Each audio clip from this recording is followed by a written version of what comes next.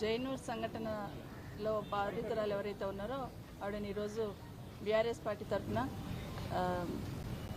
పరామర్శించడం జరిగింది.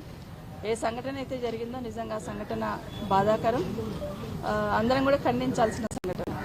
నిజంగా ఆవిడని చూస్తే అసలు మొహం మీద అంతా కూడా ఒక 30-40 కుట్లతోని, బాడీ అంతా కూడా షోల్డర్ మీద అక్కడంతా కూడా కుట్లతోని జీవత్సంలో కనిపిస్తూ ఉంది.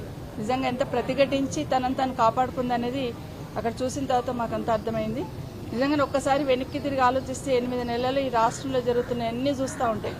అంటే పాలనను గాలికి వదిలేసి, శాంతి భద్రతలను గాలికి వదిలేసి, ఏది జరిగినా ఈ ప్రభుత్వానికి సంబంధం లేదన్నట్టు ఏ విధంగా అయితే బిహేవ్ చేస్తున్నారో మళ్ళీ ఇలాంటి సంఘటనలు జరగడానికి ఆస్కారం ఏర్పడతా ఉంది. గత 8 నెలల్లో మహిళల మీద ఎలాంటి అత్యాచారాలు, అఘాయితాలు జరిగినాయి అనేది రాష్ట్రంలో అందరూ వింటూ ఉన్నారు. అసెంబ్లీ వేదికగా మాట్లాడుతూ ఉన్నాయి. ప్రభుత్వానికి చలనం లేదు. దాదాపుగా 1800 పైచిలకు సంఘటనలు మహిళల పట్ల జరిగిన సంఘటనలు చూస్తున్నాం. హైదరాబాద్ చుట్టుపక్కల కానీ, నాగర్ కర్నూల్లో గిరిజన మహిళల మీద జరిగిన సంఘటన కానివ్వండి, మొన్న షాద్నగర్లో జరిగిన సంఘటన కానివ్వండి, మహిళలంటే ఒక చులకన భావంతో ఈ పాలన జరుగుతున్నట్టు కనిపిస్తూ ఉంది. మహిళల పట్ల అగత్యాలు జరుగుతూ ఉన్న, అత్యాచారాలు జరుగుతూ ఉన్నా స్పందించడానికి ఈ రాష్ట్ర ముఖ్యమంత్రి గారికి కనీసం తీరిక కూడా లేని పరిస్థితి చూస్తూ ఉన్నాం. నిజంగానే దేశంలో కానీ రాష్ట్రంలో కానీ మహిళల పట్ల అత్యాచారాలు జరుగుతూ ఉన్నప్పుడు డెఫినెట్ గా ప్రభుత్వాలనే స్పందించాలి. కానీ మన రాష్ట్రంలో ముఖ్యమంత్రి గారు ఇన్ని సంఘటనలు జరిగినా, హైదరాబాద్ లో ఆర్టీసీ బస్సులో మహిళల మీద అత్యాచారం జరిగినా పట్టించుకునే వాళ్ళు లేరు. మహిళల మీద సామూహిక అత్యాచారాలు జరుగుతున్నా పట్టించుకునే వాళ్ళు లేరు. తల్లి పక్కన పడుకున్న చిన్నారి మీద, 6 సంవత్సరాల చిన్నారి మీద అత్యాచారం జరిగినా అడిగే నాదుడు లేకుండా అయిపోయింది.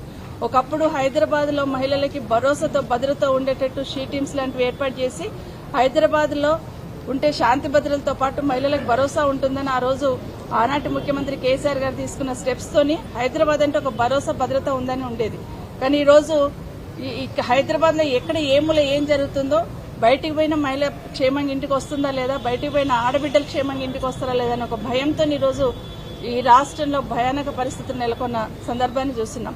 ఈరోజు ఆ మహిళను మనము జైనూర్ సంఘటనలు జరిగిన వీళ్ళ మదర్ని ఏదైతే చూస్తున్నామో నిజంగా చాలా బాధ అనిపిస్తా ఉంది. ఇమీడియట్ గా వాళ్ళ మీద ఇక్కడే కాదు, ఎక్కడ కూడా అత్యాచారాలు జరుగుతున్న వాళ్ళ మీద ఇమీడియట్ గా యాక్షన్ తీసుకున్న సందర్భం అయితే కనిపిస్తలేదు. ప్రతిసారి అడుగుతూ ఉన్నాం, మహిళల మీద ఇలాంటి సంఘటనలు జరిగినప్పుడు ఫాస్ట్ ట్రాక్ కోర్ట్స్ ఏర్పాటు చేయండి. అలాంటి వాళ్ళకి శిక్ష ఇమీడియట్ గా పడేటట్టు చూస్తే మిగతా వాళ్ళకు ఒక భయం అనేది ఉంటుందంటే కనీసం దాని మీద రివ్యూ చేసే సమయం ముఖ్యమంత్రి గారికి లేదు.